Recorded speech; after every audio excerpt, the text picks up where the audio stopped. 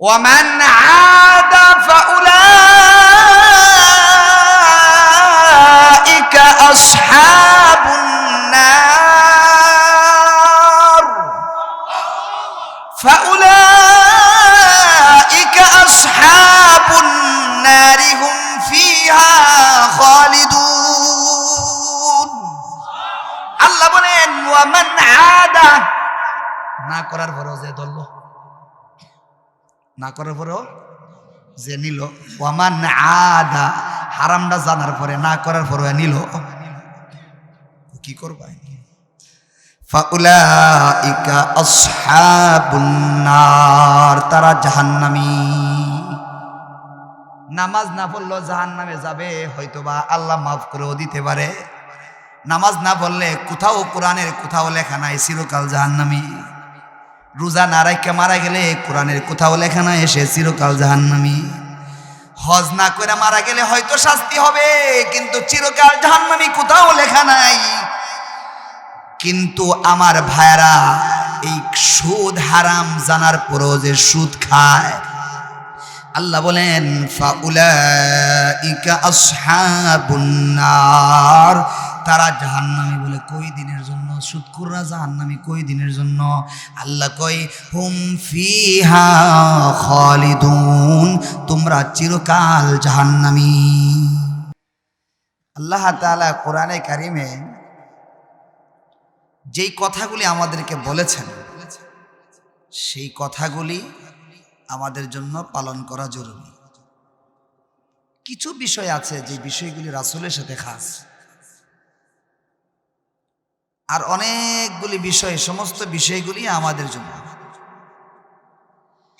আমাদের জন্য যেই কথা আল্লাহ কোরআনে বলছেন সেই কথাগুলি অনেক দৃঢ়তার সাথে বলার প্রয়োজন ছিল না কিছু কিছু বিষয় আছে যেমন উনি যে আয়াতটা তেলাওয়াত করছেন এখানেও আছে ওয়ালাউ আন্না আহলাল কুরা আমানু ওয়াত্তাকাউ লাফাতাহনা বলেছেন ফাতাহনার আগে লাম জবরলা আছে এটাকে আমরা আমাদের কিতাবী ভাষায় বলি লামে তাকিদ যার অর্থ হলো নিশ্চয়ই বলেছেন আল্লাহ যদি নিশ্চয়ই শব্দ ব্যবহার না করেন তাহলে কোনো অসুবিধা নেই তারপরেও আমাদেরকে দৃঢ়তা বোঝানোর জন্য আল্লাহ বলছেন যদি কেউ ঈমান আনো আর আল্লাহকে ভয় করো আমি আল্লাহ তোমাদের সাথে ওয়াদা করতেছি লা ফাতাহনা জরুর খুলে দেব নিশ্চয়ই খুলে দেব কি খুলবো বারাকাতিন মিনাস সামাই ওয়াল আরদ আসমান এবং জমিনের যত বরকতের রাস্তা আছে সব তোমাদের জন্য খুলে দেব আমার কথাটা আমি টান দিয়ে বললাম আর কি আমানু ওয়াত্তাকাউ দুইটা কাজ একটা হলো ঈমান আর একটা হলো তাকওয়া ঈমান হলেও এই তাকওয়া হয় না মুমিন তো আমরা সবাই টিভি দেখা কি সব বন্ধ করছি ঈমান আছে ঠিক কিন্তু কি নাই তাকওয়া নাই তাকওয়া হলো আল্লাহর ভয় আর ঈমান হলো আল্লাহরে বিশ্বাস করা বাপেরে বাপ বলে মনে করা বাপেরে বাপ আর বাপের ভিতরে একটা ভয় আছে একটা ঠিক না ও কেডা ও আমার আব্বা এলে একটা আর একটা হলো আব্বাকে এমন ভয় করে আব্বাকে এত শ্রদ্ধা করে দূর থেকেও আব্বা অসন্তুষ্ট হবে এই কাজটা করে না এটা হলো আব্বার রূপে বিশ্বাস আমার যে বাপ আবার একটা ভয়ও আছে দূরে থাকলেও ঢাকা থাকলেও আব্বার মনে কষ্ট হবে আব্বার মনে কষ্ট চিন্তা করে আল্লাহর উপরে ঈমান আর একটা হলো তাকওয়া যারা সুদ খায় এরাও তো মুমিন হই মুমিন দাবি করে না নামাজ টামাজ পড়ে না কি গন আবার কি খা শুধু খা তাহলে বোঝা গেল নামদারি মুমিন কি নাই আল্লাহর ভয় নাই ঠিক কিনা ভয় নাই ভয় আরেক জিনিস তো আল্লাহ তাআলা খুব মজবুতির সাথে বলেন তোমরা যদি আমার ঈমান আনো আমার প্রতি ঈমানটা শুধু হবে না যদি তাকওয়াটাও থাকে ভয়টাও থাকে যাও তোমার সাথে ওয়াদা লা ফাতাহনা জরুর বি জরুর খোল দেওয়া খোল দিয়া আমি অবশ্যই খুলে দেব যেহেতু লাও আসছে শুরু দিয়া আমি অবশ্যই খুলে দেব। কি খুলে দেব? বারাকাতিন মিনাস সামাই ওয়াল আরদ, আসমান জমিনের সব বরকতের রাস্তা তোমরা দিয়ে দিন। এরা নিশ্চয় শব্দ ব্যবহার করছেন। কোথাও কোথাও কোরআনে আল্লাহ তাআলা কসম খাইছেন। কি খাইছেন? কসম খাইছেন। কসম খাওয়ার দরকার নাই, কোনো জিনিস বুঝাইতে গেলে কসম খাওয়ান লাগে না। এমনিতে বললেই আমরা জানতে হবে, এমনিতে বললেই আমল করতে হবে। তারপরও যদি আল্লাহ তাআলা কোনো জিনিস বুঝাইতে যায় শপথ করেন, কসম খান, এই জিনিসটা কি মূল্যায়নটা কম না বেশি? হ্যাঁ, কোরআনে কারিমে যত বিষয়ের উপরে আল্লাহ কসম খাইছেন, সমস্ত বিষয়ের উপরে আল্লাহ তাআলা সবচেয়ে বেশি কসম খাইছেন সময়ের উপরে। কিসের উপরে বলেন? সময়ের উপরে কসম খাইছেন। হুজুর কি এই বিষয়ে কথা বলছেন? এই বিষয়ে কথা বলছেন? সময়ের উপরে কথা কসম খাইছেন আল্লাহ তাআলা। কেন কসম খাইছেন? যেমন আল্লাহ তাআলা কোরআনে কারিমে এক জায়গায় বলেন, ওয়াল আসরি ইন্নাল ইনসানা লাফি খুসর ইল্লাল্লাযীনা আমানু ওয়া আমিলুস সালিহাতি ওয়া তাওয়াসাউ বিল হাক্কি ওয়া তাওয়াসাউ বিস সবর। এই মাঠের মধ্যে সময়ের ওয়াজ হয়েছে আজকে? হ্যাঁ, আমার আশেপাশে ওয়াজ হয়েছে এই বিষয়ে? আচ্ছা, হয়ে থাকলে পারলাম বিষয়টা, এজন্য জানা নিলাম আর কি। তো আল্লাহ তাআলা সময়ের উপরে সর্বোচ্চ শব্দ দিয়ে কসম খাইছে। একটা হলো ওয়াল আসর। আসর লিখতে একটা ওয়াও আছে, ওয়াও লাম জবর ওয়াল, আইন সদ জবর আস, রাজের রি, ওয়াল আসরি। এই ওয়াওটাকে বলা হয় আমরার ভাষায় ওয়াও কসমিয়া। আল ওয়াও লিল কসমি, কসমের অর্থে ব্যবহৃত হয়েছে। কসমের অর্থে ব্যবহৃত হইলে ওয়াল কস ওয়াল আস অর্থ হইল কি? আল্লাহ বলেন আসরের সময়ের কসম। আপনাদের আমার দিকে মনোযোগ আছেন তো? হাতটা সবাই উঁচা করেন, হ্যাঁ, লম্বা করে, আরো টান টান। আমি দেন কুদ্দু টান করছি, হাতটা লড়াচড়া করেন। হ্যাঁ, মাশাআল্লাহ, সবাই লড়াচড়া করেন। হ্যাঁ, হাত নামান। ঘুমের ভাব ডেকেছে? মনোযোগ বাড়ছে? ওয়াল আসরি, আসরের সময়ের কসম একটা। 2 নাম্বার ওয়াল ফাজরি, এখানে একটা ওয়াও আছে। ওয়াল ফাজরি, ফজরের সময়ের কসম। আসর ফজর কড়াইল বলেন না সবাই? 3 নাম্বার ওয়াসসুবহি ইযা তানাফাস, সুবহে সাদিকের কসম। 3, সুবহে সাদিক কোনটা? সূর্য উঠলে নাকি? যেই সময় শুরু হইলে আর সেহরি খাওয়া চলে না। শাহপুরের কেন্দ্রে মসজিদ থেকে চিল্লানি শুরু হয়ে যায়, খানা বন্ধ করুন, খানা বন্ধ করুন। সুবহে সাদিক হয়ে গেছে। সুবহে সাদিকের কসম। আরেকটা সূরা আপনারা সকলে চিনেন, জানেন, শুনেন, ওয়াদ-দুহা ওয়াল-লাইলি ইযা সাজা। ওয়াদ-দুহা, চাঁদের সময়ের কসম। ওয়াদ-দুহা অর্থ কি? আদ-দুহা, চাঁদের সময়। সূর্যটা পূর্ব আকাশে উঠলে, যখন উড়ে তখন তো লাল হয়ে শুরু হয়, আস্তে আস্তে এটা সাদা হয় আর আলো বাড়তে থাকে। যখন যায় আলো বাড়া শেষ, তখন থেকে চাঁদের সময় শুরু, এর আগ পর্যন্ত ইশরাক। আল্লাহ তাআলা বলেন ওয়াদ-দুহা, চাঁদের সময়ের কসম করা হইল 4টা: আসর, ফজর, সুবহে সাদেক, চাঁদ। 4টা কসম খাইছে, 4টা সময়কে মেনশন করে। এরপরে আল্লাহ কতক্ষণ সময় লিয়া ইন্ডিকেট করে কমো, একবারই কয়ে লাই। আল্লাহ তাআলা বলেন এ যুবক ভাই কই যাও? উড়ন যেত না, আমি আইসে দেরি করছি, দিকে উঠতে যাবে গা, উড়ার সুযোগ নাই। আল্লাহ তাআলা বলেন ওয়াল্লাইলি ইযা সাজা, অন্ধকার রাতের কসম। রাত যখন কইছে পুরা রাত্র এসে গেছে।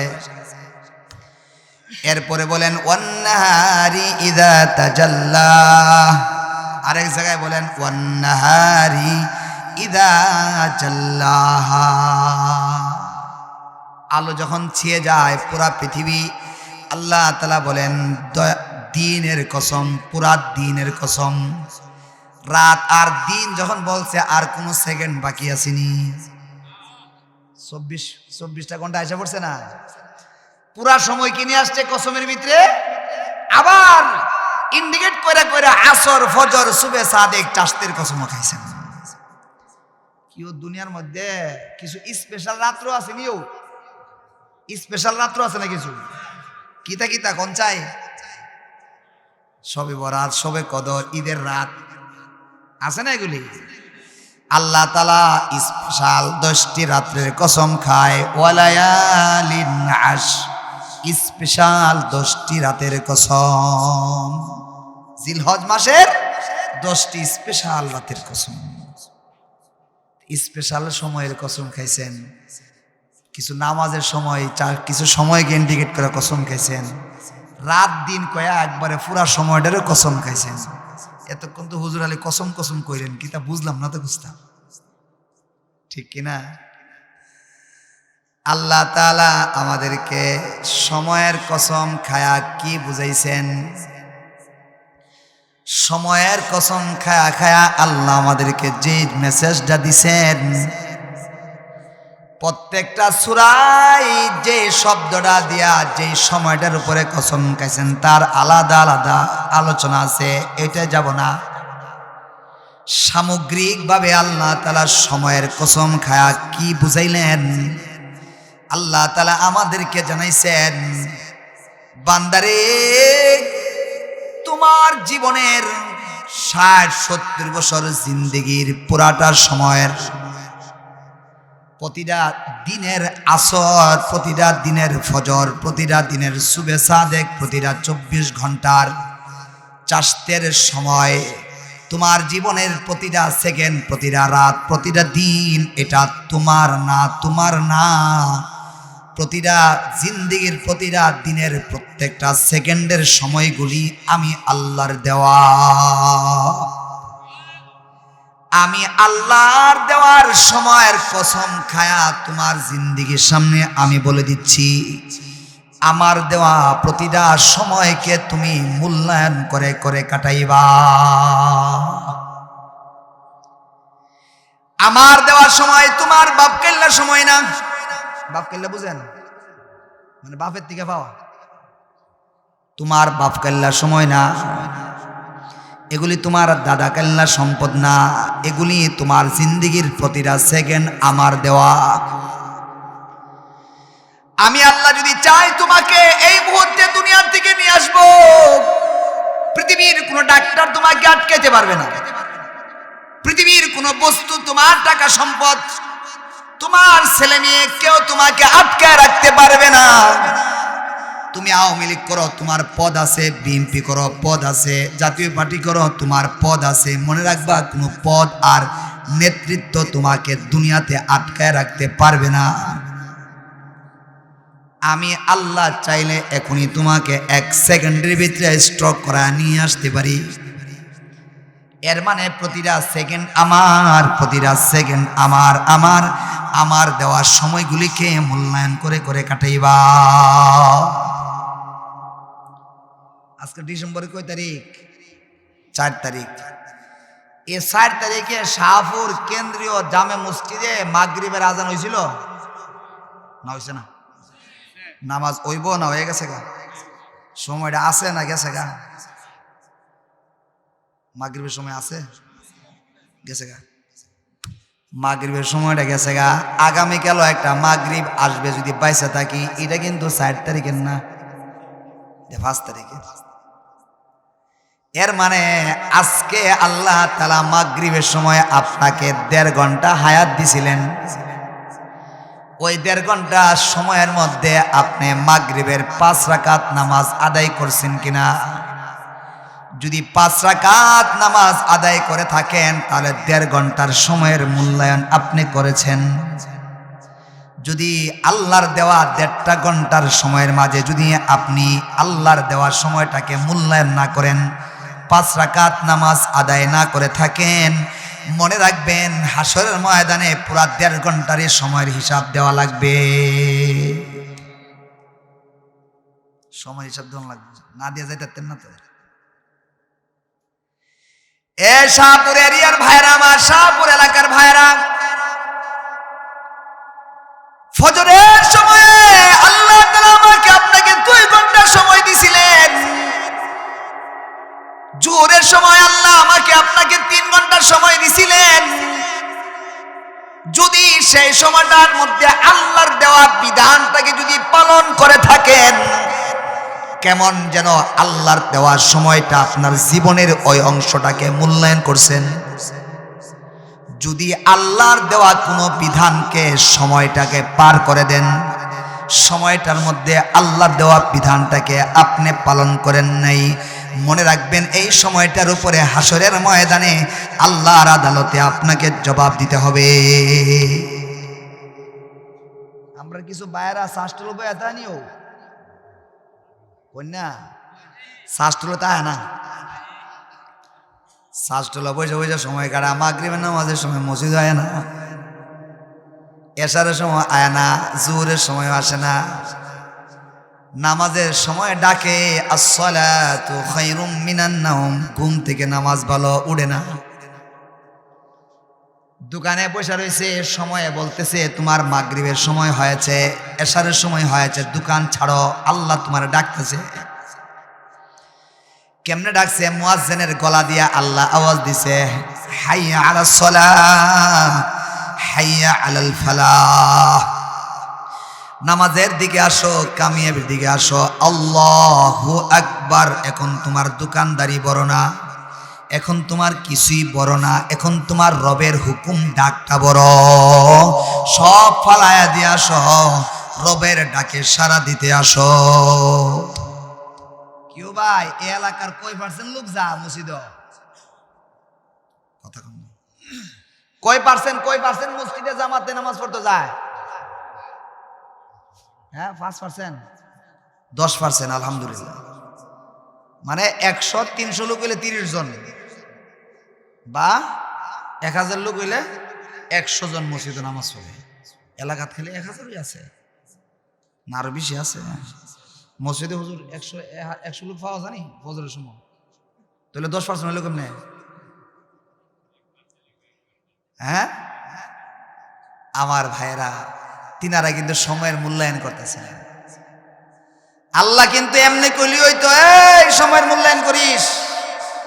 ইন্না সলাতা কানাত আলাল মুমিনিনা কিতাবাম মাওকুতা, সময়ের সাথে নামাজ যারে বান্ধা দিছি, সময়টা পার হয়ে গেছে, হিসাব দেওয়া লাগবে, মনে রাখিস। সময় কি এমন ভাই, কোন ওয়াক্তের নামাজ কি এরকম আছে হুজুর যে 10 রাকাত নামাজ পড়তে 20 মিনিট লাগবে, নামাজের সময় খালি আল্লাহ 20 মিনিট দিছে? বুঝাতে পারছেন? কেউ কোন নামাজ এমন আছে যে একটা নামাজের সময় আল্লাহ খালি 20 মিনিট দিছে, যে 20 মিনিট পরে সময়টা জাগা না, কমসে কম ঘন্টা 1.5 ঘন্টা দিছে? বুঝাইতে পারছেন এই কথাটা? সবচেয়ে কম সময় তো আসরের উপর। হ্যাঁ আসরের কম সময় বলা যায় না, কারণ শুরুর সময় শুরু 3:30, 3:30 5:30, 4:30, 2 ঘন্টা। মাগরিবের সময়টা সবচেয়ে কম সময়, তাও তো 1.5 ঘন্টা, ঠিক কিনা বলেন? আর নামাজ দিছে কয় রাকাত? 7 রাকাত বাদ দিন না, 5 রাকাতই কই। হে 2 রাকাত তো না বললে গুণ হইতো না, ঠিক কিনা? 5 রাকাত নামাজ পড়তে উযু সহ 10 মিনিট। আল্লাহ 1.5 ঘন্টা দিছে, কিনলে কি সুযোগ দিছে আমার কোনো বান্দা যদি কোনো কারণে ফার্স্ট টাইমে না পড়তে পারে, যাতে করে সময়টার ভিতরে ধরে লাইতে পারে, ফিরে রাখতে জন বাচ্চা জায়গা। বুঝাইতে পারছি না? ফিরে রাখতে জন বাচ্চা যায়, এই জন্য 1.5 ঘন্টা দিছে, লাগবো 10 মিনিট, দিছে কয় ঘন্টা? 1.5 ঘন্টা। এরপরে অনেক বাইরে আছেন মাগরিব নামাজ পড়া বিছনায় গেছে, ঘুমাই গেছে গা, বউ ডাক দিছে না, সারাদিন স্বামীরা কষ্ট করে আইছে।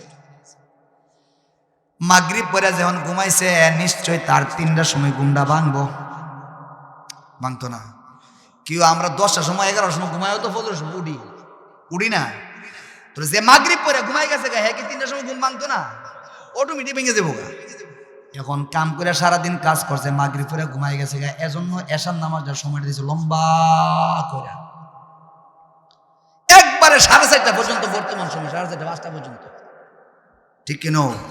সুবে সাদেকের আগ পর্যন্ত এশার নামাজ ফরন যা কিনলে কি কোনো বান্দা যদি মিস্টেক করে ঘুমাই গেছে গা, মন নাই, কোনো কাজে আটকে গেছে গা, মনে নাই, যাতে করে ঘুমের ঘরে চলে গেল, লম্বা সময় দিছি যাতে করে আমার বান্দারা ফিডার থেকে বাঁচতে পারে। এই জন্য আল্লাহ বলেন ইন্নাস সালাতা কানাত আলাল মুমিনিনা কিতাবাম মাওকুতা, সময়ের সাথে নামাজকে বাইন্ধা দিছি, সময় মতো আমার নামাজটা আদায় করো।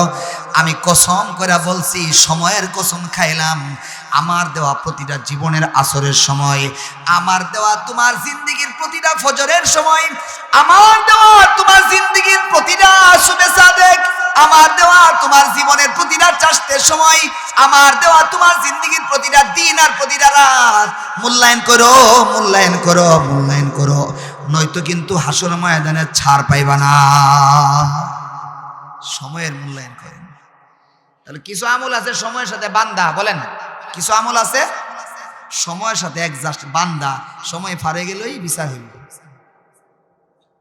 কেউ কুরবানি করা সওয়াব না, কালা কুরবানি করে লইবনি কেন? এটা সময়ের সাথে বান্দা, ওই দিন আসতে হবে তাহলে কুরবানি করতে। রমজান মাসের রোজা আরো 3-4 মাস বাকি আছে, এখন যদি মরি না বাঁচি, রমজানের রোজা কত বরকত, এখন কালকাতে রমজান রোজা রেখে দিই, হইবনি? কেন হইতো না? রমজানের রোজার এই বিধানটা একটা সময়ের সাথে সম্পৃক্ত হবে না, আবার রমজান ফারে গেলে সেটাও দিব, ঠিক কিনা বলেন? আমরা বিরক্ত হইতেছে, কষ্ট হইতেছে না তো? চলবো না কিছুক্ষণ। কিছু কিছু আমল আছে সময়ের সাথে সম্পৃক্ত না, কিন্তু যখন সামনে আসে তখন করণ লাগে। মনে করেন আমরা স্টেজ যারা আসি, ওই যে দরজাগুলিতে, এটা কি স্কুল নেই, মাদ্রাসা, এই মাদ্রাসার বারান্দার দিকে সাউন্ড কি আমরা লাগে না যায়? আমরা যারা আসি স্টেজ দিকে সাউন্ড না যায় না। এখন যদি হঠাৎ করে কোনো মেয়ে চেহারা খুললে 18-20 বছরের যুবতী নারী যদি নয় আরো, আমরার বেলায় ইসলাম কি তা কো আর সাউন্ড যাবো না, বুঝাইতে পারছি না। এই সময়টা এখন থেকে 11:30 বাজে, এই 11:30 সময় সাউন্ড কিন্তু আমার লাগে না যায় না, কিন্তু হঠাৎ করে একটা বেপরদা নারী সামনে দাঁড়াই গেছে, এখন ইসলাম সাথে সাথে বলে 11:30 সময় বেপরদা নারী আইছে, তোমার শখ নিজে করো, শখ কি করো, এদিকে সাউন্ড যেত না, নিষেধাজ্ঞা এসে পড়ছে। এই সময়টা চাওয়াটা নিষেধ ছিল না, কিন্তু হঠাৎ করে নিষেধাজ্ঞা এসে গেছে, এখন আর চাওয়া যাবে না, চাইলে ফিটা খাইবা, চাইলে কি করবা, ফিটা খাইবা। আমার ভাইয়েরা 1 লাখ টাকা এক ভাই সুদ রূপে দিছে, কয় লাখ? 1 লাখ। বছর শেষে কত আইব? লাভ কত? হ্যাঁ কি তা কর না, 1.5 লাখ সুবহানাল্লাহ, অর্ধেকই লাভ। ওরে বাপ রে বাপ, সুদ 25 দিনে মাস তো, তা আমার শুরু দিয়ে সুদের ওয়াজ করার রাখা আছে, এত বড় কঠিন সুদ চলতেছে এলাকা।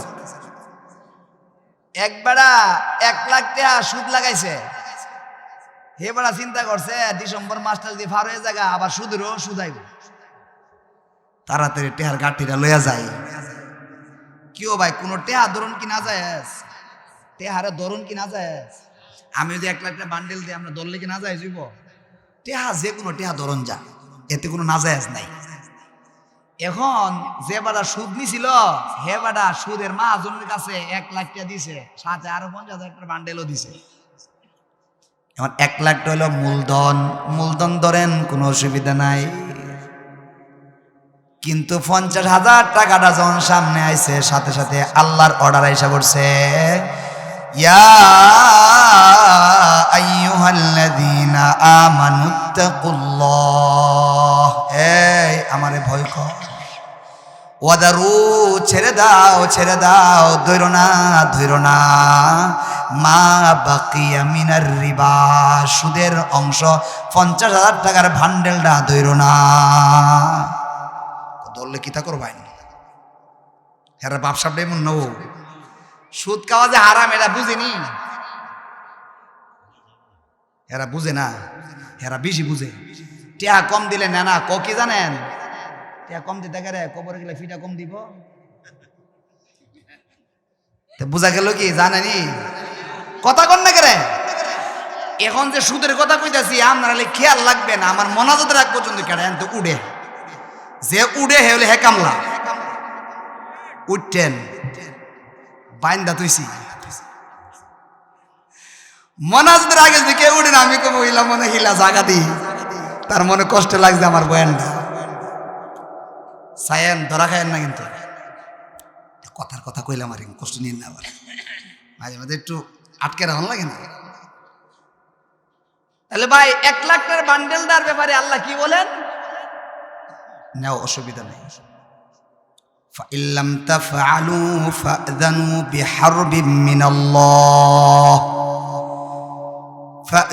বিহারবিম মিনাল্লাহি ওয়া রাসূলিহি ওয়া ইন তুবতুম ফালাকুম রুউসু আমওয়ালিকুম 1 লাখ টাকার বান্ডেলটা ধরো, ঠিক আছে না? তরজমা হুজুর আছে, ফালাকুম রুউসু আমওয়ালিকুম, কয় লাখ টাকা আছে? 1.5 লাখ টাকা না, 1 লাখের ব্যাপারে ক ফালাকুম রুউসু আমওয়ালিকুম, মূলধনটারে ধরো। রুউসু রাসুল মাল বলে মূলধন, আল্লাহ বলেন মূলধনটারে ধরো। আর যে 50,000 আছে, ওয়াদারু, ছেড়ে দাও মা বাকিয়া মিনার রিবা, অতিরিক্ত অংশটাকে ছেড়ে দাও। ধরলে কি হবে বুঝতাম নি, ওয়ামান আদা ফাউলাইকা আসহাবুন নার, ফাউলাইকা আসহাবুন নার হুম ফিহা খালিদুন। আল্লাহ বলেন ওয়ামান আদা, না করার পরেও যে ধরল, না করার পরেও যে নিল, ওয়ামান আদা, হারামটা জানার পরে না করার পরেও নিল, কি করবা? ফাউলাইকা আসহাবুন নার, তারা জাহান্নামী। নামাজ না পড়লো জাহান্নামে যাবে, হয়তোবা আল্লাহ মাফ করেও দিতে পারে। নামাজ না পড়লে কোথাও কোরআনের কোথাও লেখা নাই চিরকাল জাহান্নামী। রোজা না রাখা মারা গেলে কোরআনের কোথাও লেখা নাই সে চিরকাল জাহান্নামী। হজ না করে মারা গেলে হয়তো শাস্তি হবে, কিন্তু চিরকাল জাহান্নামী কোথাও লেখা নাই। কিন্তু আমার ভাইরা, এই সুদ হারাম জানার পরও যে সুদ খায়, আল্লাহ বলেন ফাউলাইকা আসহাবুন নার, তারা জাহান্নামী। বলে কই দিনের জন্য? সুদখোররা জাহান্নামী কই দিনের জন্য? আল্লাহ কয় হুম ফিহা খালিদুন, তোমরা চিরকাল জাহান্নামী। তরজমাটি আছে না, তোমরা সাপোর্ট করছে। ফাউলাইকা আসহাবুন নার হুম ফিহা খালিদুন, তোমরা চিরকাল জাহান্নামী, চিরকাল জাহান্নামী। প্রশ্ন হয় চিরকাল হতো কেন? এবার দি কালিমা পড়ছে, এটাও জবাব আছে। আল্লাহ বলেন ফাযানু ওয়াদারু মা বাকিয়া মিনার রিবা ইন কুনতুম মুমিনিন, যদি তুমি মুমিন হও সুদের টাকা ছাড়ো। দেখেন তরজমাটা, যদি তুমি মুমিন দাবি করো সুদের টাকা ছাড়ো, তাহলে যে ধরলো সে কিন্তু মুমিন না। আল্লাহ বলেন মুমিন হইলে ছাড়, মুমিন হইলে ছাড়া দে। যদি তোমরা মুমিন হও এই সুদের অংশ ছাড়ো, যদি সুদের অংশ না ছাড়ে আল্লাহর ভাষা অনুযায়ী সে মুমিন না, মুমিন না। আর যে মুমিন না সে চিরকাল জাহান্নামী। সুদের আর একটা আয়াতের তরজমা কইতাম নিও, কষ্ট হইতেছে নি আবার আবার না যাইবার সময় আমার ধরে فَإِن لَّمْ تَفْعَلُوا فَأْذَنُوا بِحَرْبٍ مِّنَ اللَّهِ وَرَسُولِهِ فَإِن لَّمْ تَفْعَلُوا যদি না ছাড়ো, فَإِن لَّمْ تَتْرُكُوا যদি তোমরা না ছাড়ো, فَأْذَنُوا রেডি হও। কি লাগি ফাদানু রেডি হও। কিসের জন্য রেডি হইতাম? আল্লাহ কয় সুদ করে রেডি হও। কি লাগি? বিহারবিন যুদ্ধ করার জন্য রেডি হও। কার সাথে? মিনাল্লাহি আল্লাহর সাথে, ওয়া রাসূলিহি এবং আল্লাহর রাসূলের সাথে যুদ্ধ করতে রেডি হও। এর মানে আল্লাহ বলেন যদি সুদের ব্যবসা না ছাড়ো আল্লাহ এবং রাসূলের সাথে যুদ্ধ করতে রেডি হও। এর মানে হলো যারা হারামকে ছাড়ে না, এটাকে ছাড়ে না, সুদকে ছাড়ে না, কেমন যেন আল্লাহ এবং রাসূলের সাথে যুদ্ধ করে। আর যে ব্যক্তি আল্লাহ রাসূলের সাথে যুদ্ধ করে হাসরের ময়দানে তাকে আল্লাহ দুধ কলা খাওয়াবে না, চিরকাল জাহান্নাম। বলেন কি কাল? এই আয়াত জানার পরও যে সুদ খায়, আমি বলি তার কলিজা আসমানদার সমান। কলিজাটা কত বড়? আসমানদার সমান। জানাই দিয়েন সুদ কুররে কলিজাটা কার সমান? কোনা যে সাহসী হারি কলিজাটা যে কত বড় হের, তো কত বড় ডি কইলাম আল্লাহর মাখলুকের সবচেয়ে বড় মাখলুক হলো আসমান। এর রূপে কোনো মাখলুক এত বড় মাখলুক আর নাই, ঠিক কিনা? তাহলে এর সাহসটা কত বড়? আসমানটার থেকেও বড়। তো আল্লাহ সার্টিফিকেট লয়ে পড়ছে, এর তো মরণ চরণ লাগতো না, ঠিক কিনা? মরার ভয় থাকলে সুদ খুররা জীবনও সুদ খেত না, ঠিক কিনা? কন কেউ আওয়াজ কম হয়েছে কেন? সবাই মুখ খুলে বলেন, কথা বলেন, ঠিক কিনা? হ্যাঁ, আওয়াজ হেন যাওয়া লাগতো না। আমার এর লাগে লইব না, হুজুরের সহকারী লোক আছে আরো। আমার ভাইয়েরা দেখেন, এই সময়টা টাকা ধরা, এই বোতলটা ধরা আমার জন্য না জায়েজ না। যখন বোতলটার মধ্যে মদ বইরা দিছে, এখন কি বোতলে পানি ধরুন কি না জায়েজ আছে? বোতলটা ধরা কি না জায়েজ? এই সময়টায় 11:30 11:40 মধ্যে বোতল ধরাটা আমার না জায়েজ না। কিন্তু এই সময়টা যদি বোতল ভর্তি মদ থাকে, এখন এই সময়টাই আমার এটা ধরা হারাম হয়ে গেছে, ঠিক কিনা? এখন আর এটা ধরুন যেত না। যদি ধরো এই সময়টার হিসাব নেওয়া হবে। আমরা এলাকার গাই গরু আসেনি, গাই গরু ধরেন না, দুয়াইছে, দুয়াইয়া বালতি বইরা দুধ লেগে গেছে, গরম পাক করবো, খাইব। এখন গড় সংসার, গড়ের মধ্যে আমরা লোক হইলো 10-15 জন। গায়ে দুধ দিছে আধা কেজি, দেশি গরু আধা কেজি দুধ দিছে। এই আধা কেজি দুধ দিয়া 10-15 জন লোকের হইতো না। আমরা দাদি, নানি বা আম্মা জান কি মিশাইব? না জায়েজ কথা কোন, না জায়েজ কোনো। গড়ের মধ্যে দুধ ফাঁক করো, দুধ কি জাল দিব, দুধটারে ফাঁক করব, 1 কেজির জায়গা 1.5 কেজি বানাই দিলে কোনো অসুবিধা নেই। অসুবিধা আছে? কিন্তু ঘরের মালিক ঘরের ভিতরে দুধ দিছে না, বাজারে নিয়ে যাইব, কইলে যাইব। এখন পানি মেয়েছে, এখন কি জায়েজ না না জায়েজ? এতক্ষণ কি ফানি মেয়ান কি না জায়েজ আছে? ফানি মিশানো না জায়েজ না। কিন্তু যখন তুমি বাজারে লয়ে যাইবা বেচতা, তখন রাসূল বলে কি, মান গাশানা ফালাইসা মিন্না। আমার উম্মতকে যদি ফানি মিশায়া ধোঁকা দাও, হাসরের ময়দানে আমি আল্লাহর নবী তোমার উম্মত বলে স্বীকার করব না। এমন ফাটি আসেনি? আল্লাহ রাসূল সাল্লাল্লাহু আলাইহি ওয়াসাল্লাম একদিন মদিনার বাজারে গেছে, কইতাম নি, মদিনার বাজারে গেছেন, যাইয়া একটা বিশাল বড় গমের স্তূপ দেখছে। স্তূপটা দিকে, স্তূপ বুঝেন তো, টাল দিছে, টাল দিছে। রাসূল সাল্লাল্লাহু আলাইহি ওয়াসাল্লাম দিক কই গমের স্তূপটার ভিতরে হাত ঢুকাই দিছে পরে। তারপরে দেহে ভিতরে মধ্যে পিজা, ভিতরে কিতা হাতটা ডুহাইয়া পিজা কতলা ধরে লইছে। যে গাইতেছে কি ওই দিকে তা উর্বি দি সুখ না এর ভিতরে কি তা হুজুর আইবার সময় বৃষ্টি হয়েছিল আমার তি বিজ্জা গেছে গা। রাসূল সাল্লাম বলে বিজ্জা গেলে গাড়ে ভিতরে গেল গেলে বুঝাইতে পারিনি।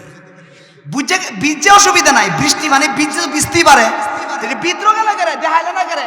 এরপর রাসূল বলে আমার উম্মতকে এভাবে যারা ধোঁকা দেবে হাসরের ময়দানে আমি তাদেরকে উম্মত বলে স্বীকার করি না। রাসূলের উম্মতকে ধোঁকা দেওয়ার সুযোগ নাই। দুধের মধ্যে পানি মিশাও আর পানির মধ্যে দুধ মিশাও। এই দিন কিছুদিন আগে এক জায়গায় ওয়াজ করতাম কিছু আমি কইছি আর দুধের মধ্যে পানি মিশাই, সাথে সাথে হুজুর দুধের মধ্যে পানি মিয়া না তো।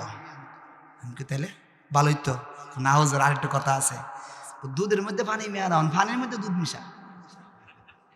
আমি এটা কেমনে আগে তো হইলো দুধ দুয়াই আইন না পরে পানি ডালতো, আর এখন বালতিটা বইরে লইয়া যা দুয়াই ভাল লাগে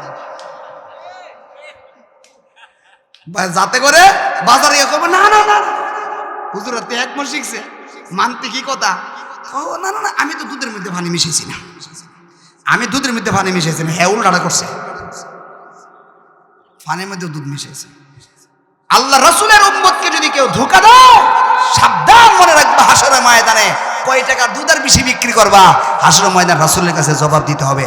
আল্লাহ রাসূল বলে আমি তোমাকে উম্মত বলে স্বীকার করি না। মান ওয়াসানা ফালাইসা মিন্না, যে আমাদেরকে ধোঁকা দেয় সে আমাদের উম্মত নয়।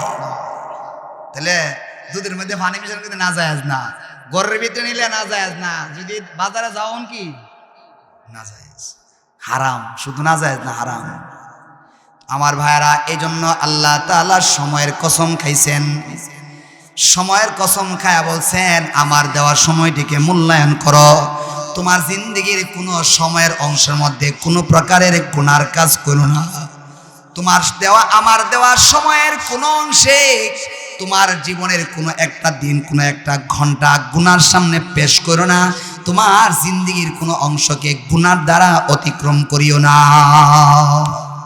গুনার দ্বারা অতিক্রম করবা, আমি আল্লাহর কাছে তোমাকে হিসাব দেওয়া লাগবে, আমি আল্লাহর কাছে তোমাকে হিসাব দেওয়া লাগবে।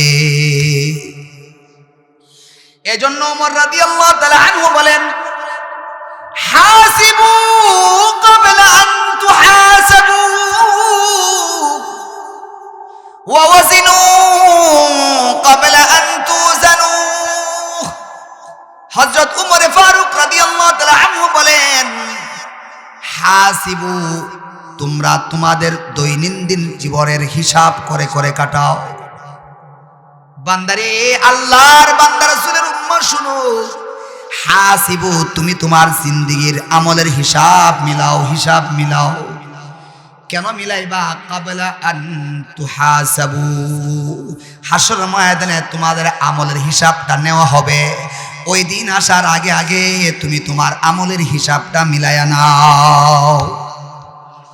ওয়া ওয়াজিনু ক্বাবলা আন তুজানু, ওয়া ওয়াজিনু ক্বাবলা আন তুজানু। ওমর ফারুক বলেন বান্দারে হাসরের ময়দানে তোমার আমলের ওজন নেওয়া হবে, সেই দিনটা আসার আগে আগে তুমি তোমার আমলের ওজনটা মিলাও, ওজনটা মিলায় নাও। ওই দিন তো তোমার আমলের ওজন দিতে হবে, কেননা আল্লাহ তাআলা কোরআনে কারীমে বলছেন ওয়ানাদাউল মাওয়াজিনাল কিসত, ইনসাফের পাল্লা দিয়া তোমার আমলের ওজন আমি করব। লিয়াউমিল কিয়ামা, হাসরের ময়দানে তোমার আমলের ওজন আমি করব। সাবধান সাবধান সাবধান, হাসরের ময়দানে যাওয়ার আগে আগে তুমি তোমার দৈনন্দিন জীবনের আমলের ওজনটা মিলাইয়া নাও। জুনায়েদ বাগদাদী নাম শুনছেন না? আল্লামা জুনায়েদ বাগদাদী রাহমাতুল্লাহি আলাইহি অনেক বড় বুজুর্গ ছিলেন। তিনার জিন্দেগির জীবনের শেষ 30 বছর, তিনার জিন্দেগির জীবনের শেষ 30 বছর লাগাতার 30 বছর যখন বিছনায় ঘুমাইতে গেছেন, বিছনায় ঘুমানোর সময় তিনি বালিশের মধ্যে মাথাটা ফেলানোর আগে বসা বসা ফিকির করতেন, হিসাব মিলাইতেন, ওজন করতেন যে আমার জিন্দেগির আজকের দিনটা কিভাবে পার করলাম, আমার কোনো কোরআন হাদিসের সাথে সাংঘর্ষিক কোনো কাজ হয়ে গেছে কিনা, কোনো গুনাহ হয়ে গেছে কিনা, অসঙ্গতি কোনো কাজ হয়ে গেছে কিনা। এইভাবে হিসাব মিলায়া মিলায়া যদি অসঙ্গতিপূর্ণ কোনো কাজ চোখে পড়তো, সামনে পড়তো, ক্ষমা যতক্ষণ পর্যন্ত হয়েছে না ততক্ষণ পর্যন্ত মনে করতেন আমি আল্লাহর কাছে মাপ চাবো। মাপ চাইতে চাইতে যখন দিলে সাক্ষী দিত যে মাপ হয়েছে, তখনই বিছনার মধ্যে শরীর লাগাইতে।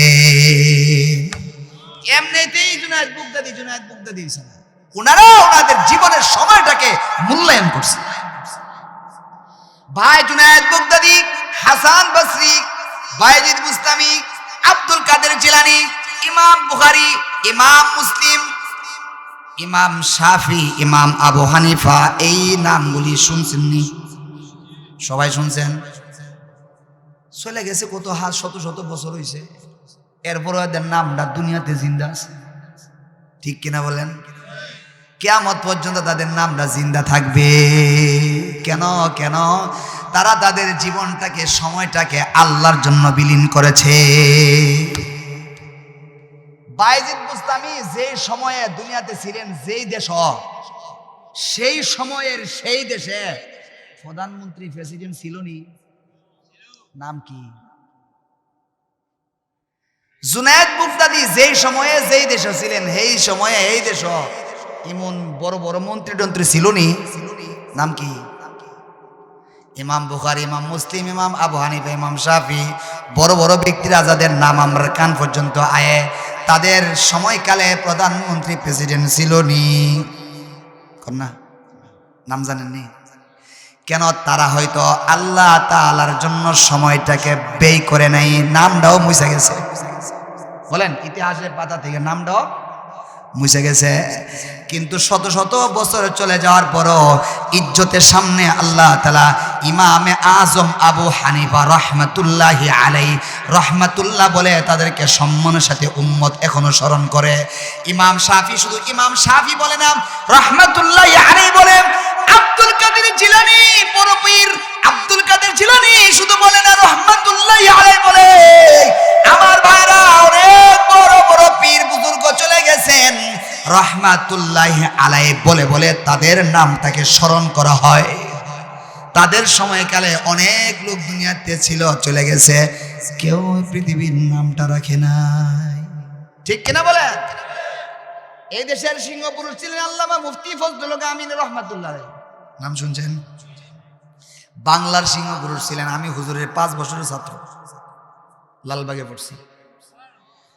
লালবাগ মাদ্রাসায় হুজুররা অনেকে রাজনীতিবিদ হিসাবে চিনে, অনেকে এমপি হিসাবে চিনে, অনেকে অনেকভাবে চিনে, গরম বক্তব্য দেন, এটা চিনে। কিন্তু আমার 5 বছরের জিন্দেগিতে হুজুর আমার অনেক আদর করতেন। আমি ক্লাসে 1 নম্বর ছাত্র হিসাবে অনেক আদর করতেন। হুজুররে আমি কখনোই দেখি না যে রাতের বেলা ফজর নামাজের আগে কোনোদিন ঘুমাইছে, এমন 5 বছরে আমি দেখি নাই।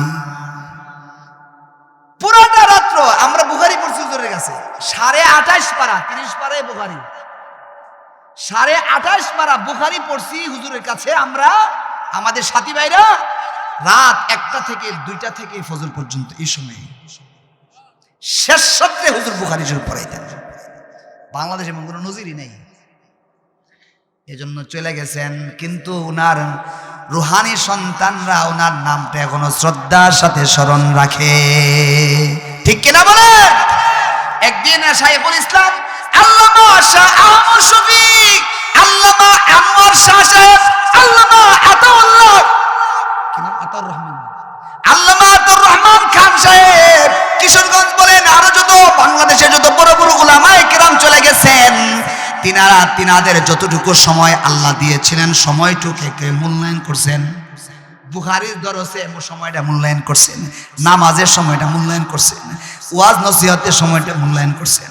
আল্লাহ দেওয়ার সময়ে সুদ খাইছে না, আল্লাহ দেওয়ার সময়ে ঘুষ খাইছে না, আল্লাহ দেওয়ার সময়ে বেগানা নারীর সাথে ফিস করছে না, আল্লাহ দেওয়ার সময়কে টিভিকে সামনে রেখে বসে রয়েছে না, আল্লাহ দেওয়ার সময়কে আড্ডায় বয়া বয়া চার্জ তুলের সময় নষ্ট করছে না, আল্লাহ দেওয়ার সময়গুলিকে যতক্ষণ পারছে ততক্ষণ গুণামুক্ত সময় কাটাইছে। এই জন্য তাদের নামটা কিয়ামত পর্যন্ত জিন্দা থাকবে। ঠিক কিনা বলেন? আমিও যদি এমন ভাবে কাটাইতে পারি আমার নামও জিন্দা থাকবে। ঠিক কিনা বলেন? এই শাহপুর এলাকার যুবক ভাইরা শোনো,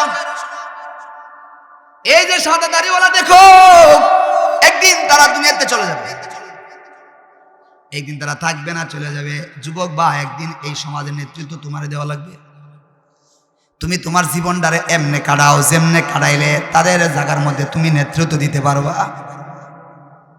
যুবক ভাই, জীবনটাকে এমন ভাবে সাজাও যেমন ভাবে সাজাইলে সমাজ তোমাকে মেনে নিবে। তুমি তোমার জীবনটাকে এমন ভাবে বানায় না, যুবক ভাই, এমন ভাবে বানায় না যেমন ভাবে বানাইলে তুমি হাইটে যাইবা, পিছন থেকে তোমার বোখাইটটা করবে। বোখারটা বুঝুন তো, অশৃঙ্খল। তুমি তোমার জীবনটাকে এমন ভাবে বানায় না যে তুমি হাইটা যাবে মানুষ বলবে ছেলেটা নষ্ট। এমন জীবন বানায় না যেমন ভাবে বানাইলে তুমি হাইটা যাইবা, পিছন থেকে মানুষ কইব ইয়াবা খুর। ইয়াবা বুঝেননি?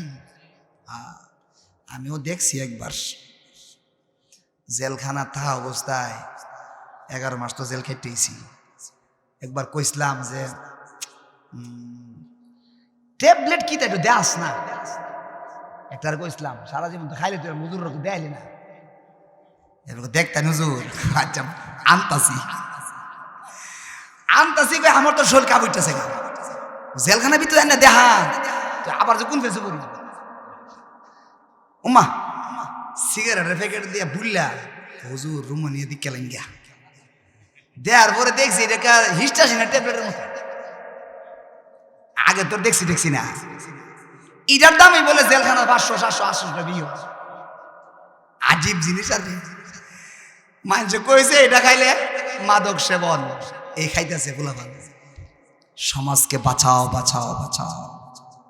আমাকে এক স্যার বলতেন, ঘরের ভিতরে যদি একটা ইয়া থাকে, কি প্রতিবন্ধী বাচ্চা থাকে, একটা প্রতিবন্ধী বাচ্চার জন্য সর্বোচ্চ মা বাপ ভাই বোন কষ্ট করে। প্রতিবন্ধী বাচ্চা বুঝছেন তো? আর সমাজে যদি একটা মাদক্যা থাকে, মাদক্যা বুঝছেননি? একটা মাদক্যা যদি থাকে পুরো সমাজ নষ্ট করে নেবে। ঠিক কিনা বলেন? একটা মাদক্যা থাকলে পুরো এলাকা শেষ। আমার ভাইয়েরা, যুবক ভাই, জীবনটারে এমন ভাবে কাটায় না পিছন থেকে মানুষ কইব মাদক খুর, মাদক ব্যবসায়ী, অনেকে খানা, জেলখানা দেখছি খানা, হেরা সাপ। এটা আমাদের গর্বের দন। পিছন থেকে মানুষ বলবে এটা আমাদের সমাজের সোনার ছেলে। পিছন থেকে মানুষ তোমাকে বাহাবা দেবে, পিছন থেকে মানুষ তোমার প্রশংসা করবে। মুরব্বী বাবারা সমাজটা এমন ভাবে চালায়েন যাতে করে মরার পরে মানুষ আপনারে বালা কয়। মরার পরে যেন এমন না হয় যে মরছেন আর মানুষ কয় মরছে ভালো হইছে, এর জুলুমের ঠেলায় বাঁচছি না, এমন জানে না হয়। ঠিক কিনা বলেন? এই কবি নজরুলের সেই কথা মনে রাখেন, আমি সব জায়গায় বলি, মাঝে মাঝে বলি। কবি নজরুলের সেই কথা মাথায় রাখেন, যেদিন তুমি এসেছিলে ভবে, কেঁদেছিলে তুমি, হেসেছিল সবে, এমন জীবন করো হে গঠন, মরিলে হাসিবে তুমি, কাঁদিবে ভুবন। যেদিন তুমি এসেছিলে ভবে, ভব মানে কি পৃথিবী, যেদিন তুমি এসেছিলে ভবে, কেঁদেছিলে তুমি হুয়া হুয়া করে, কেঁদেছিলে তুমি, তোমাকে পায়া আত্মীয় স্বজন মা বাপ মিষ্টি খায়া, আকিকার গোশত খায়া, হেসেছিল সবে। হুয়া হুয়া করে কেঁদেছিলে তুমি, খায়া খায়া হেসেছিল সবে। এমন জীবন করো হে গঠন, মরিলে হাসিবে তুমি, কবরে জান্নাত পায়া হাসিবে তুমি, তোমাকে হারায়া কাঁদিবে ভুবন। পৃথিবী তোমার এলাকাবাসী সবাই মিলে কানবে কাঁদবে চোখের পানি ফেলাবে এমন একটা জীবন তুমি বানাও। এমন আশায় পয়সা দেখো না। জানাজার মাঠে লাশটা রাখছে, একজন গিয়ে লোকটা কেমন আছেন, এমন আসেনি এলাকা কিছু, সব এলাকা কিছু কিছু এলাকা কেউ লোকটা কেমন আছেন সবাই মিললে কি কয় বলেন না, হ্যাঁ ভালো ভালো ভালো, সারা জীবন সুদ খাইছে। বলেন কি খাইছে? সারা জীবন সুদ খাইছে, এরকম বালা, এই বালা বালা নি কন্যা সারাটা জীবন ঘুষ খায় খায় বিচার করছে। আসেনি এমন? সারাটা জীবন ঘুষ খাইছে, ডাইনের তো খাইছে, বামার তো খাইছে, কার্য প্রথমে লাগাইছে, লাগাইয়া ঠিক করতে যাবে ঘুষ খা। সব সর্দার না, কিছু সর্দার আছে। কষ্ট পাইতেছে? অসুবিধা না, আমার আগামী বছর দাওয়াত এনে দিত না, এ তো অসুবিধা নাই। তো আমরা ঠিক কম ঘুষখোর আসেনি ও সমাজে। হ্যাঁ, ঘুষখোর যদি ঘুষ খায় খায় বিচার করেন, সমাজে দাঁড়ায়া জানাজার মাঠে দাঁড়ায়া যদি আপনাকে ভালো বলে, এই ভালো ভালো না। জমিনে ক্ষেত করে যায় খালি লাইল কাটতেলা, কি কাটতেলা লাইল হালে প্রতি বছরই 2-4-5 ইঞ্চি কমাই বাড়াইলা, হের ক্ষেত বাড়া হেমা তাহলে লাইল ঠেলে নিজের অর্ধেকটা কাটে উড়াই আবার হে পাশে না থয়, ঠিক কিনা? এমন ভাবে লাইল কাটন না ফাটি। মনে রাখেন, আপনাকে জানাজার মাঠে ভালো বললে আপনি জীবনও ভালো হইতেন না। কেন কোরআনে বলছে হাসরের ময়দানে যেই জমিনটা চুরি করছো এই জমিনটা গলার মধ্যে কান্দ উঠাইয়া দেবে।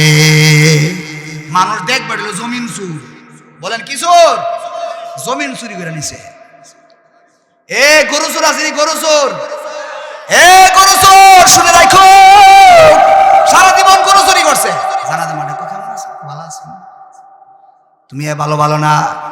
মেশকাত শরীফের এক হাদিস আছে যে গরু চোর যে করছে কান্দের মধ্যে গরু দিয়ে দিবার হ্যাম্বা হ্যাম্বা করবো, ঠিলল ভালাই থাকতো না, লাইগা থাকবো আঠার মতো হ্যাম্বা হ্যাম্বা দিক হাসর ময়দানে ও তুমি গরু চুরি করছিলা।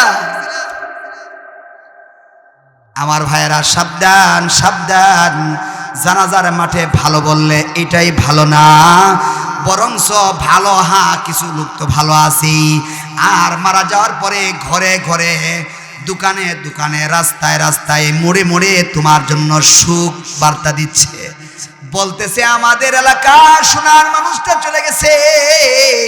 তোমার যদি পিছনে পিছনে জায়গায় জায়গায় পাড়ায় পাড়ায় সমস্ত জায়গায় তোমার প্রশংসা হয়, বুঝতে হবে তুমি আসলেই ভালো ছিলা। জানাজার মাঠে শুধু ভালো না, এটা কোনো ভালো না, লুকালয়ে লুকালয়ে ভালো বললে এটা হলো আসল ভালো। আমার ভাইরা, সময়টাকে মূল্যায়ন করে কাটান, সময়টাকে মূল্যায়ন করে কাটান। বাইজিদ বুস্তামি, জুনায়েদ বাগদাদি রহমাতুল্লাহ আলাইহি সহ বড় বড় না তেনাদের সময়টাকে মূল্যায়ন করছেন, আল্লাহ তাআলা তাদেরকে দামি বানায় দিয়েছেন। দুনিয়া থেকে চলে যেতে হবে, দুনিয়াতে থাকা যাবে না, থাকা যাবে না, কেউ থাকতে পারে নাই, দাদা পরদাদা কেউ থাকতে পারে নাই, আমিও থাকতে পারবো না, আমাকেও চলে যেতে হবে। এই কথাটা মাথায় রাখবো, আমাকে তো চলে যাওয়াই লাগবে, থাকতে পারবো না, আমাকে তো চলে যাওয়াই লাগবে, থাকতে পারবো না, যেতেই যেতে হবে, এমন ভাবে যেতে চাই যাতে করে আমার রব আমাদের প্রতি সন্তুষ্ট থাকে। এই কথাটা মনে থাকবো নি, ঘরে ঘরে টিবিলে টিবিলে লেখা রাখতে হইব, আমার মরণটা যেন এমন অবস্থায় হয় যে অবস্থায় হইলে আমার রব আমার প্রতি সন্তুষ্ট থাকে। রবের অসন্তুষ্ট নিয়ে কবরে যাওয়া যাবে না। আমার কষ্ট হইতেছে। উমর রাদিয়াল্লাহু তাআলা আনহু কেমন সাহাবী ছিলেন? 1 নাম্বার খলিফাতুল মুসলিমিন ছিলেন, মুসলমানদের দ্বিতীয় খলিফা ছিল। 2 নাম্বার রাসূল করিম যখনই কথা বলতেন আবু বকর ওমরকে নিয়ে তখন এইভাবে বলতেন, দাখালতু আনা আবু বকর ওমর খরাজতু আনা আবু বকরিন ওয়া ওমর। আবু বকর ওমরকে সঙ্গে নিয়ে বলতেন, আমি গেলাম, আমি গেলাম, আমি খাইলাম, আমি প্রবেশ করলাম, আমি বের হইলাম, এমনভাবে দুজনকে সাথে রেখে রেখে কথা বলতেন। 2 নাম্বার 3, 10 জন সাহাবাকে দুনিয়াতে থাকা অবস্থায় 10 জন সাহাবীকে সুসংবাদ দিয়েছেন, এর মধ্যে ও উমারু ফিল জান্নাহ, উমরকেও জান্নাতে বলে সুসংবাদ দিয়েছেন। 3 নাম্বার 4, রাসূল করিম সাল্লাল্লাহু আলাইহি ওয়াসাল্লাম মেরাজের রাতে জান্নাত পরিদর্শন করতে গেছেন। জান্নাত পরিদর্শন করতে যায় রাসূল করিম সাল্লাল্লাহু আলাইহি ওয়াসাল্লাম বলেন, আমি যখন জান্নাত পরিদর্শন করতে গেলাম, জান্নাতের মধ্যে যায় সুন্দর একটা বালাখানা দেখতে পাইলাম। বালাখানাটা এমন ছিল, বাইরে থেকে ভিতর দেখা যায়, ভিতর থেকে বাইরে দেখা যায়, কাচের তৈরি, সীসার তৈরি, খুব সুন্দর। আল্লাহর হাবিব বলেন, আমি আল্লাহকে জিজ্ঞাসা করলাম, ওগো আল্লাহ, জান্নাতের মধ্যে এই বালাখানাটা আপনি কার জন্য বানাইছেন? আল্লাহ বলেন, হাবিব, এই বালাখানাটা আপনার সাহাবী খলিফাতুল মুসলিমিন, আপনার সাহাবী উমরের জন্য আমি এই বালাখানাটা বানাইছি।